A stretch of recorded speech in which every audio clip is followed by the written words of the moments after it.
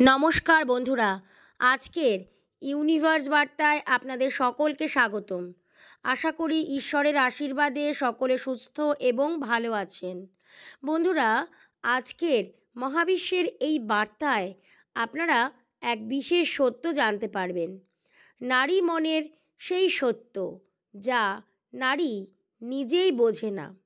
আজ সেই সত্য উদ্ঘাটিত হতে চলেছে। এমন কিছু সত্য যা আপনার অন্তরাত্মা কেঁপে উঠবে শোনার পর। আপনি আর কখনো এই পৃথিবীকে আগের মতো দেখতে পারবেন না।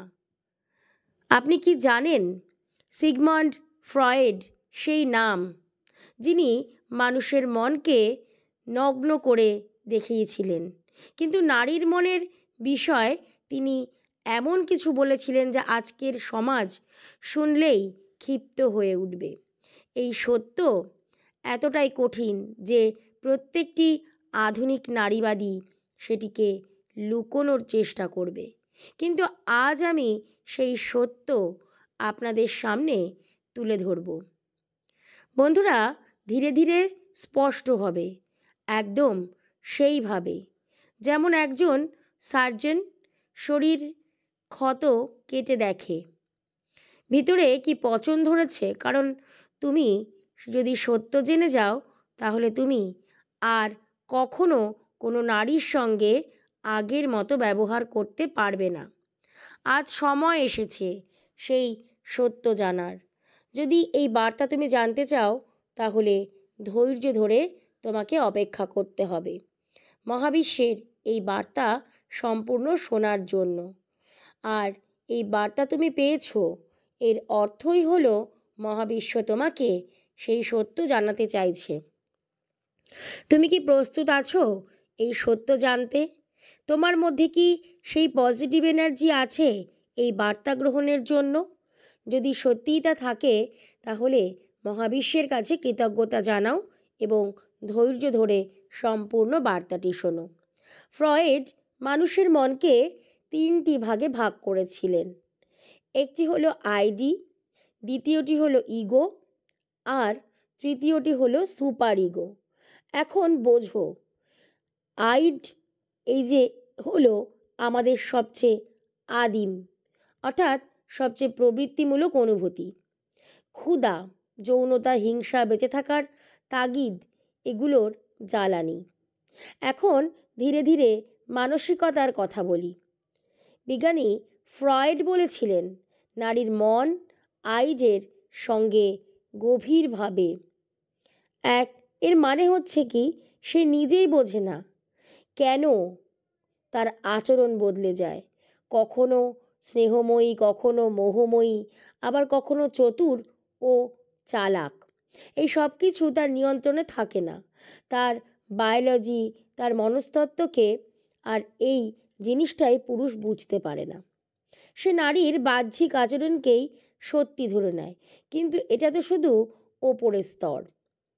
নিচে রয়েছে আগুন, অসম্ভব ইচ্ছাগুলো আগুন, আর সেই আগুন তোমার থেকে স্বীকৃতি চায়। সেই আগুন চায় আধিপত্য। বুঝতে পারছো তো? ফ্রয়েড বলেছিলেন, নারী হলো মানবজাতির সবচেয়ে বড় রহস্য। মানে নারী নিজেই জানে না সে আসলে কি চায়। সে স্নেহ দিতে পারে, কিন্তু ঈর্ষান্বিতও হতে পারে। সে আরাম চায়, আবার বিশৃঙ্খলাও পছন্দ করে। সে নিরাপত্তা চায়, কিন্তু আবার নিরাপত্তা তাকে বিরক্ত করে তোলে। এই দ্বন্দ্ব তার স্বভাবের অংশ। সে একসঙ্গে চায় কেউ তাকে নিয়ন্ত্রণ করুক, আবার সেই নিয়ন্ত্রণকে সে ভাঙতে চায়। সেই ভাঙার তীব্র আকাঙ্ক্ষাও তার মধ্যে প্রকাশ পায়। তাই তুমি যত তার পেছনে দৌড়াবে, সে ততই পালাবে। আর যখন তুমি নির্লিপ্ত হবে, তখন সে গলে যাবে। কেন? কারণ তার অবচেতন মনে একটা যুদ্ধ চলছে। প্রবৃত্তি বনাম নৈতিকতা, আকাঙ্ক্ষা বনাম দায়িত্ব। আর এই জিনিসটাই ফ্রয়েড বুঝিয়েছিলেন, কিন্তু সমাজ সেটাকে চেপে দিয়েছে। এবার আসি ফ্রয়েডের সবচেয়ে বিতর্কিত, সবচেয়ে চেপে রাখার বিষয়। পেনিস এনভি এই শব্দটা শুনলেই অনেকে চমকে ওঠেন, কেউ রেগে যান, কেউ খেয়াল রাখেন। ফ্রয়েড কোনো শারীরিক অঙ্গের কথা বলেছিলেন না, তিনি বলেছিলেন একটি প্রতীকের কথা, একটি এমন প্রতীক যা শক্তির নিয়ন্ত্রণের এবং গভীর ইচ্ছার প্রতীক। যখন একটি মেয়ে তার শৈশব অতিক্রম করে কৈশোরে প্রবেশ করে, তখন একটা সময় আসে যখন সে বুঝতে পারে যে তার কাছে সেটা নেই, বা একটা ছেলের কাছে যা আছে। এই উপলব্ধি কেবল শারীরিক পার্থক্যের নয়, বরং সেই পার্থক্যের সঙ্গে যুক্ত শক্তির প্রতিফলনও।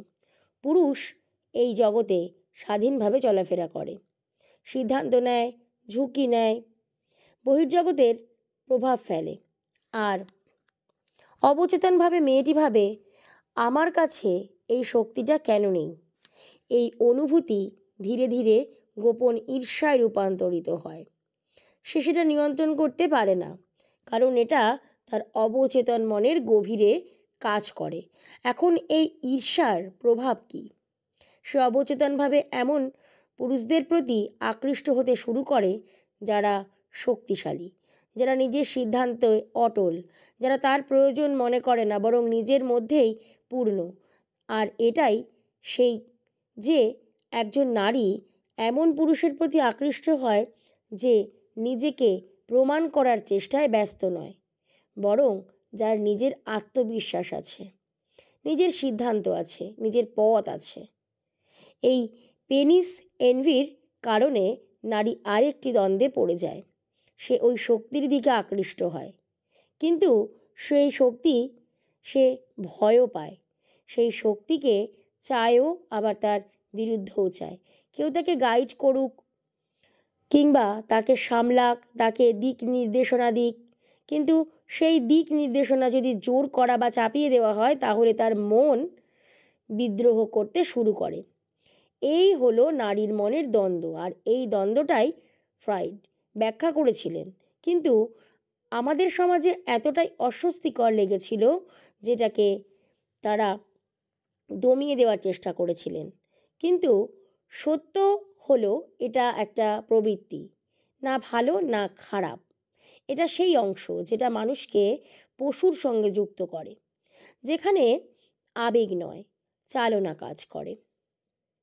আর যখন তুমি চালনাটাকে বোঝো, প্রতিটি আচরণের পেছনে স্তরগুলোকে স্পষ্ট হয়ে যাবে, তখন আর কোনো বিভ্রান্তি থাকবে না। না থাকবে ভুল বোঝাবুঝি, আর না তোমার মধ্যে দ্বন্দ্ব, যেখানে তুমি প্রতিক্রিয়াও দেবে না, বরং সিদ্ধান্ত নেবে। কারণ তখন তুমি বুঝে গেছো যে যা কিছু করে, অর্থাৎ সে যা কিছু করে তার পছন্দ নয়, প্রকৃতি। ফ্রয়েড আরও বলেছিলেন, নারীরা জন্মগতভাবেই কিছুটা অন্যরকম, অর্থাৎ নার্সিস্টিক, মানে তাদের মাঝে প্রশংসা পাওয়ার একটা তীব্র আকাঙ্ক্ষা রয়েছে। তারা চায় মানুষ তাদের খেয়াল করুক, তাদের রূপ, তাদের আবেগ, তাদের অনুভূতি। কিন্তু এই নার্সিসিজম একসময় রূপ নেয় এক বিপজ্জনক ভঙ্গুরতার। কারণ যখন কোনো নারী সেই মনোযোগ পায় না, তখন নিজেকে সম্পূর্ণ ভেঙে পড়া মনে করে, দুর্বল মনে করে।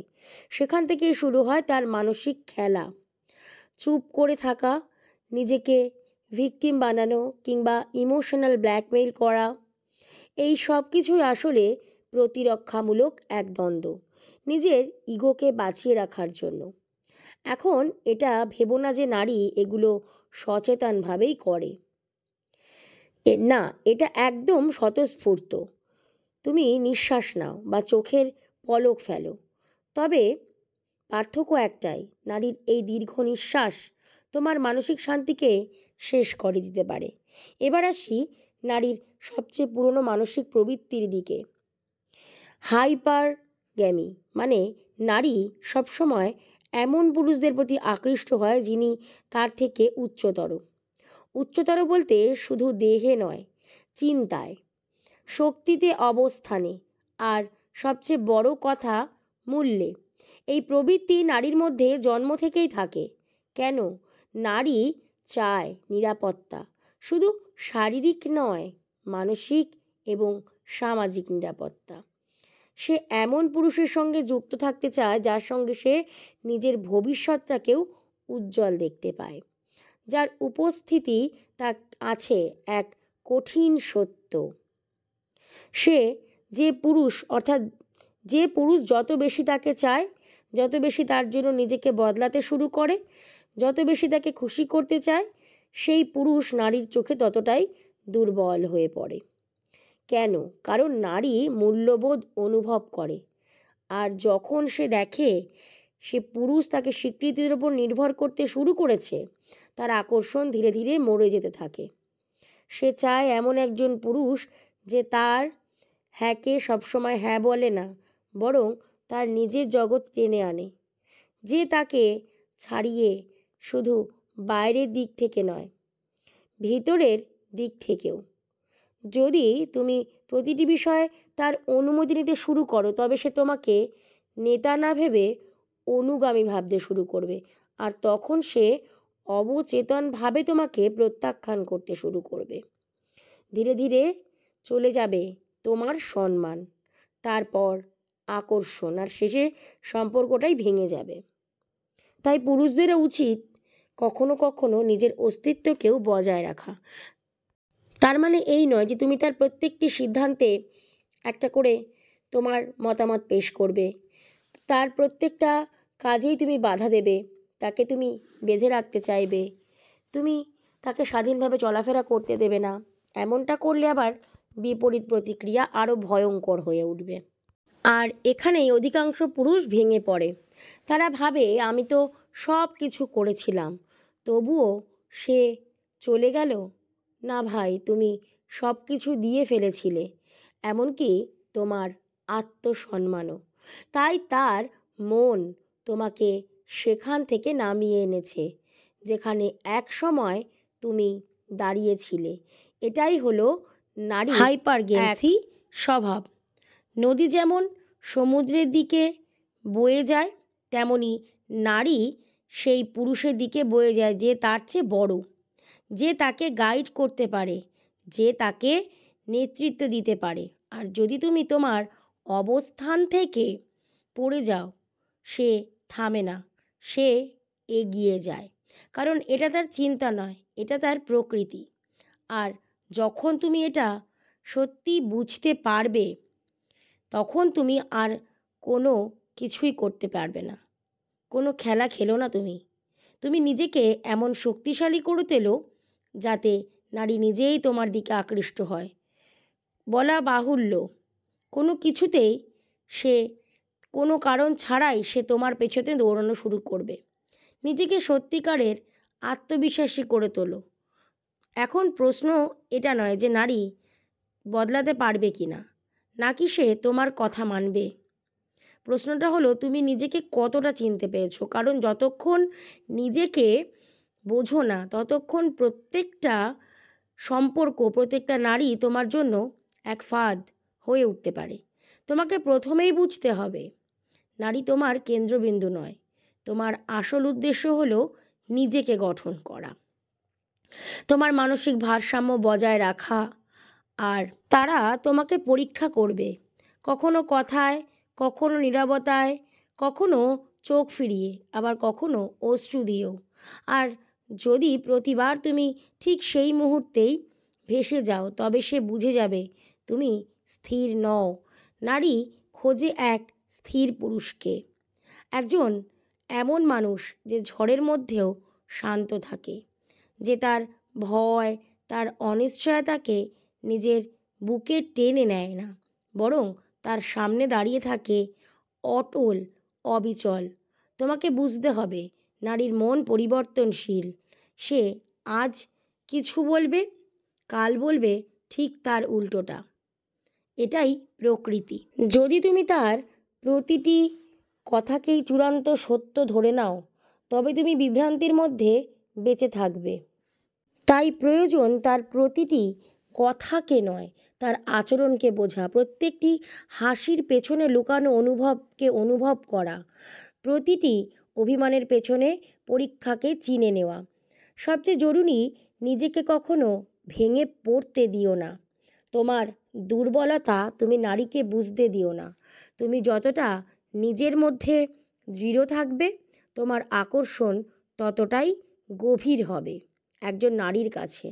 নারী এমন একজন পুরুষ খোঁজে যে তার আবেগে ভেসে নয়, বরং আবেগকে একটি দিশা দেখায়। যে তার চোখের দিকে তাকায়, তবে সেই চোখে ডুবে যায় না। এবং শেষে তোমার নিজের ভেতর খুঁজে বের করো সেই নিঃশব্দতাকে, যেখানে পৃথিবীর সমস্ত কোলাহল শুনেও তোমার সত্য থেকে বিচলিত হও না। এই নিঃশব্দতাই তোমার ঢাল, এই সচেতনতাই তোমার তরবারি, আর এই আত্মজ্ঞানই হলো সেই বর্ম যেটা কোনো নারী যতই চতুর হোক না কেন ভেদ করতে পারবে না। নারী খারাপ নয়, পুরুষও খারাপ নয়, কিন্তু তারা আলাদা। তারা জৈবিকভাবে আলাদা, মানসিকভাবে এবং প্রকৃতিগতভাবে। আর যতক্ষণ না তুমি এই পার্থক্যগুলো বোঝো, ততক্ষণ তুমি বারবার ভাঙবে, বারবার ধোঁকা খাবে, তোমাকে ঠকতে হবে, বারবার ইউনিভার্সকে দোষারোপ করবে। কিন্তু যখন ফ্রয়েডের এই অন্ধকার আয়নার দিকে তুমি তাকাবে, তখন এটা পরিষ্কার ছবি তুমি দেখতে পাবে। তুমি বুঝতে পারবে সব কিছু তোমার নিয়ন্ত্রণে নেই, তবে সচেতনতায় তোমাকে রক্ষা করবে। তোমাকে আরও সচেতন হতে হবে, আরও উচ্চতায় পৌঁছে দেবে সেই সচেতনতা, আর তৈরি করবে এমন এক পুরুষ যাকে কোনো নারী আর কখনোই ম্যানিপুলেট করতে পারবে না। এই ভিডিও তোমার কেমন লাগলো? তোমার জীবনে নতুন কিছু বুঝতে পারলে কি না, অনুভব করতে পারলে কি না, তুমি অবশ্যই জানাবে। Thank you universe, thank you universe, thank you universe.